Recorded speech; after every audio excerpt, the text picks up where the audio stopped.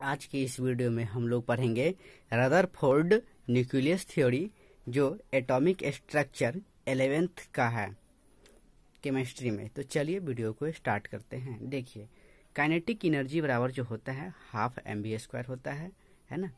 और kinetic energy is directly proportional to v² होता है।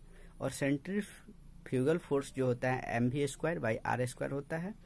तो काइनेटिक एनर्जी, ये सेंट्रीफ्यूगल फोर्स जो होता है वह भी डायरेक्टली प्रोपोर्शनल टू v² के होता है। अब देखिए कि रदरफोर्ड का न्यूक्लियस थ्योरी का जो वो क्या है, डिफेक्ट क्या है, उसको पढ़ेंगे। तो न्यूक्लियस जो होता है उसके चारों ओर इलेक्ट्रॉन चक्कर काटता है ना। यही है, एक चक्कर, दो चक्कर, तीन चक्कर, ये इलेक्ट्रॉन चक्कर काटता है ना।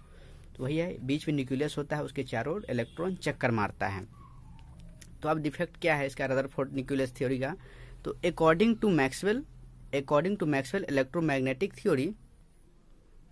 Theory any charge particles in motion emits electromagnetic radiation, decrease the energy, velocity, centrifugal force, electrostatic force into the nucleus, making a spiral path within 2 seconds, but actually it doesn't happen। कहता है Maxwell electromagnetic theory के अनुसार जब कोई आवेशित कण गतिमान होता है तो उसके ऊर्जा में ह्रास होता है। ऑब्वियस सी बात है, जब कोई गतिमान रहेगा चार्ज तो वह क्या होगा, उसकी ऊर्जा में कमी होती रहेगी, है ना। तो इलेक्ट्रॉन धन आवेशित न्यूक्लियस के चारों ओर चक्कर लगाता है तो इलेक्ट्रॉन की ऊर्जा में ह्रास होगी, जिस कारण इलेक्ट्रॉन की ऊर्जा, वेग, सेंट्रीफ्यूगल फोर्स घटेगा और इलेक्ट्रोस्टैटिक फोर्स भी बढ़ेगा तथा इलेक्ट्रॉन जो है घुमावदार पथ बनाता हुआ 2 सेकेंड के भीतर विदिन 2 सेकेंड न्यूक्लियस में जा गिरेगा। परंतु ऐसा वास्तव में नहीं होता है ना। आई होप ये समझ में आया होगा। अब हम लोग पढ़ने वाले हैं प्लैंक क्वांटम थ्योरी। तो प्लैंक क्वांटम थ्योरी क्या होता है कि एनर्जी के बारे में बताया जाता है कि किसी बॉडी द्वारा एनर्जी कैसे एब्जॉर्ब होता है, पुराने समय में क्या होता था, अब क्या होता है, उसी के बारे में है।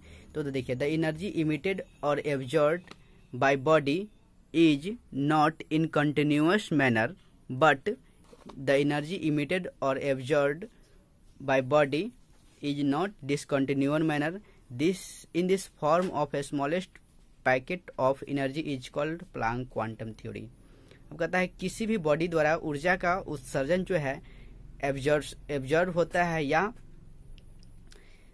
इमिट होता है तो वह कंटिन्यूअस मैनर में होता है, लेकिन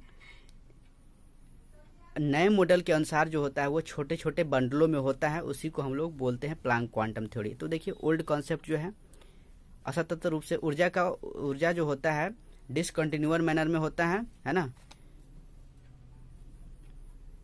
डिसकंटिन्यूअस मैनर में होता है, पहले डिसकंटिन्यूअस मैनर में हुआ करता था, लेकिन अब जो है डिसकंटिन्यूअस मैनर में होता है।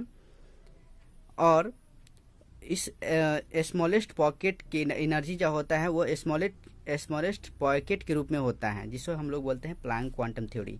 देखिए, ओल्ड कॉन्सेप्ट क्या बोलता है, यही ये जो है स्मॉल पॉकेट नहीं है, पैकेट ये डायरेक्ट जाता है, वो ओल्ड कॉन्सेप्ट है। यहाँ देखिए, ये जो छोटे छोटे बंडल जो है यह आकार का दिख रहा है, यही है छोटा छोटा बंडल, यही है छोटा छोटा बंडल। इसी रूप में होता है ऊर्जा का उत्सर्जन या अवशोषण बॉडी द्वारा। ये बॉडी है, ये ऊर्जा का अवशोषण या उत्सर्जन को दर्शा रहा है। तो ये ओल्ड कॉन्सेप्ट हुआ और ये न्यू कॉन्सेप्ट हुआ। आई होप हम समझा पाए होंगे। अगर हम इसको एग्जाम्पल से हम समझे तो देखिए कैसे होगा। So let emitted or absorb energy by anybody be electron and it's regularly then according to Planck quantum theory। तो प्लैंक क्वांटम थ्योरी के अनुसार क्या है कि ऊर्जा जो है डायरेक्टली प्रोपोर्शनल टू ये जो है म्यू है, ठीक है। ई बराबर कांस्टेंट हटेगा तो एच न्यू हो जाएगा, वेयर एच जो है, जहाँ एच जो है कांस्टेंट है, जिसको हम लोग बोलते हैं प्लैंक कांस्टेंट बोलते हैं। तो एच का मान जो होता है 6.62 इंटू 10⁻⁻27 अर्ज पर सेकेंड होता है।